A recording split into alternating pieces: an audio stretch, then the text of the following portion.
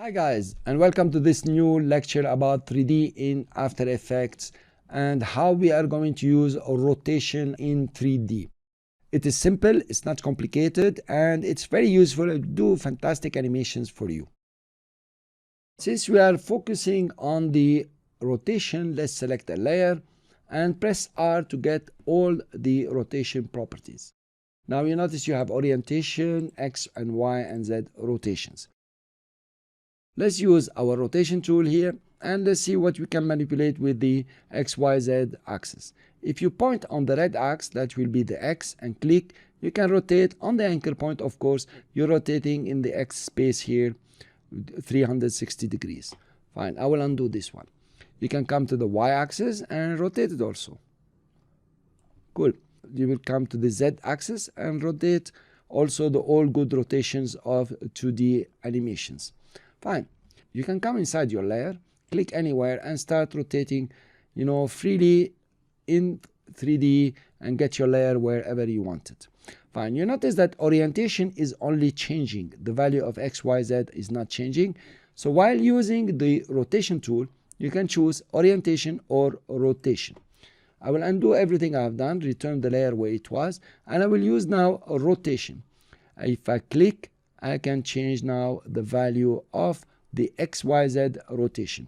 Of course, I can use the axis, X-axis, and rotate up and down. You notice it is this value that's changing. I can use, let me undo this one.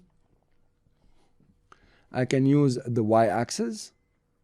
Okay, and you notice the value of the Y rotation is changing. I can use the Z-axis, and the Z-axis rotation is changing. So you have the choice of using either rotation or orientation. Now usually it's a principle that you will use orientation to be able to set your layer before animating or at the end of your animation, and use XYZ to animate. Now this is not very practical, but it works okay with the camera. It will be extremely powerful. Let's undo all this. Remember what we said about the position of the layers on top of each other, which one comes on top of the other one. Now if we click on the two layers and press P and R, of course, we notice that the Z space is still the same. So these layers are in the same space. But then they can really intersect. If you use the Y, you will see them intersecting. This is something to look at and see exactly how you want to animate your layers. They can intersect like this, and it's pretty cool. It's no more about the order of the layers in here. Even the position is the same.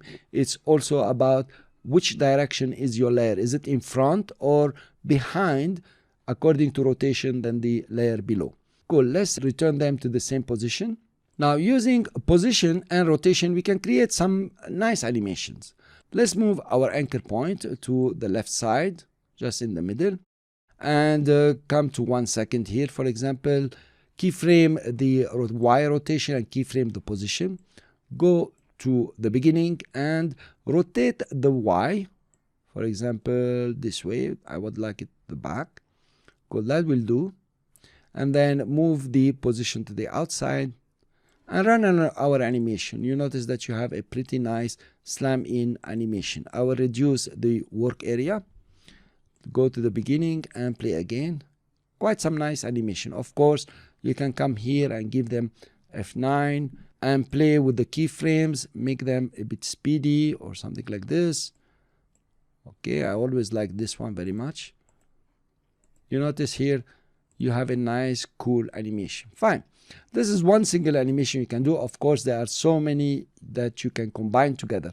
Let's do that. If we come here, we can also go to the Z rotation, or let's go to the Z space and bring it, very far, and then move it to this side. And we have a change of animation here. It will grow while coming in. In fact, gets nearer to the camera while coming in.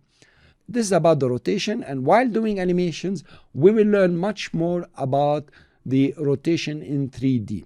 Thank you very much for listening. I will see you in the next lecture.